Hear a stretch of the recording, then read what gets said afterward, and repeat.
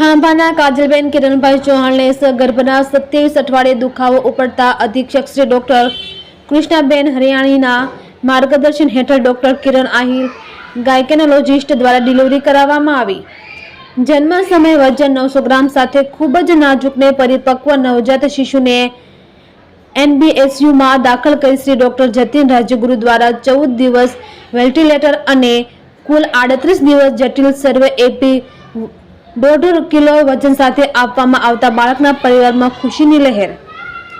સામાન્ય રીતે બાળકનો જન્મ 37 થી 42 અઠવાડિયા અને વજન 2.5 કિલોથી 3.5 કિલો હોય છે। અધૂરા મહિને ખૂબ જ ઓછા વજનવાળા નવજાત શિશુના શરીરના બધા જ અંગ પરિપક્વ હોય છે।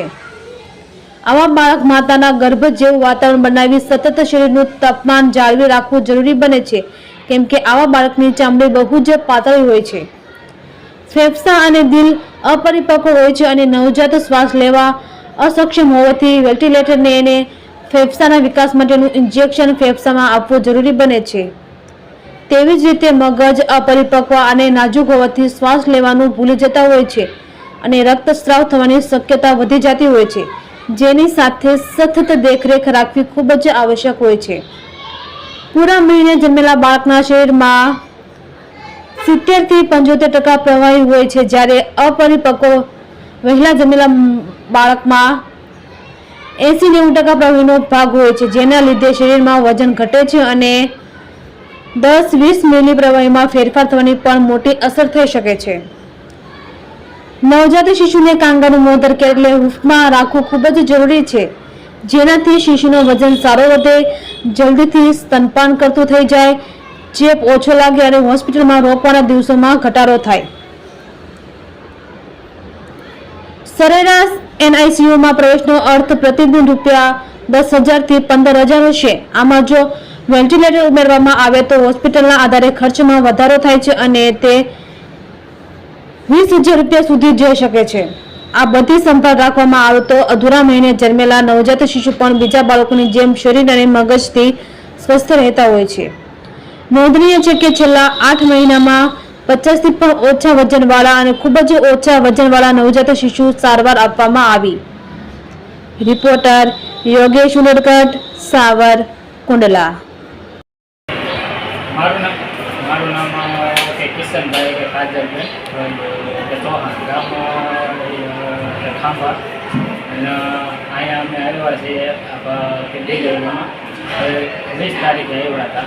20 તારીખે આવ્યા હતા એટલે 7મા મહિનામાં ડિલિવરી આ મારું બાળક છે એટલે બાબો બરાબર। અને સારવાર બધી આપણે ડૉક્ટર કે જતીન સાહેબ છે એટલે સાવરકુંડલા કે હોસ્પિટલ એમાં સારવાર થઈ અને 900 કિલોનું બાળક એમાંથી અત્યારે સારું છે, સરસ છે સાહેબ બધું સારું અત્યારે અને આજ ડિસ્ચાર્જ આપે છે। ડૉક્ટર જતીન રાજ્યગુરુ, પીડિયાટ્રિશિયન, સાવરકુંડલા, કે મહેતા ગવર્મેન્ટ હોસ્પિટલ। આજે આપણે એક ઓછા અધૂરા મહિને જન્મેલું બાળક એટલે કે 6.5 મહિને 27 અઠવાડિયે જન્મેલું બાળક કે જેનું જન્મ સમયે 900 ગ્રામ જેટલું વજન હતું અને આજે 38મા દિવસે એનું વજન 1 કિલો અને 500 ગ્રામ સાથે રજા આપવામાં આવે છે।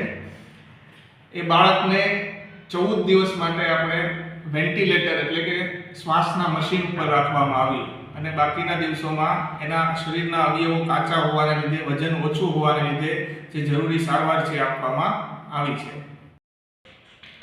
આવા ઓછા વજને અને અપરિપક્વ બાળક, સામાન્ય રીતે બાળક 37 અઠવાડિયાથી 40 અઠવાડિયા જન્મતું હોય છે અને આ બાળક 30 અઠવાડિયાથી પણ ઓછા સમયે 27 અઠવાડિયે જન્મેલું, આવા પ્રકારના અનેક બાળકો હોય છે। તો એવા બાળકોના શરીરના અવયવો પણ કાચા હોય છે, જેમ કે એનું મગજ, હૃદય, ફેફસા, ચામડી ખૂબ જ ત્વચા પાતળી હોય છે, શરીરમાં પાણીનું પ્રમાણ વધારે હોય છે બીજા બાળકોની કમ્પેરિઝનમાં। તો એને લગતી બધી સારવાર, દરેક અવયવને લગતી સારવાર આપવી પડતી હોય છે અને આવા બાળકો વજન સરસ થઈ જાય અને આગળ જતા કંઈ પણ પ્રકારનું બીજા બાળકો જેવું જ ડેવલપમેન્ટ પણ થતું હોય છે. એટલે એવું નથી કે ઓછા વજનનું વહેલાસર જન્મેલા બાળકો ભવિષ્યમાં સારું કરી શકતા નથી. એ પણ બીજા નોર્મલ બાળકોની જેમ જ સારું કરી શકતા હોય છે, પણ એનું રેગ્યુલર ફોલોઅપ અને એ જરૂરી હોય છે. આવા બાળકને કેએમસી ખાસ અપાવવી જરૂરી છે. એમ્સના નવી રિસર્ચ પ્રમાણે પણ આવા બાળકોને કેએમસી એટલે કે કાંગારૂ મધર કેર આપવાથી બાળકનો વિકાસ જલ્દી થાય છે, એનું વજન જલ્દી વધે છે અને બાળકને ન્યુરો ડેવલપમેન્ટલ એટલે કે મગજ અને શારીરિક વિકાસ ખૂબ જ સારો થાય છે. Thank you.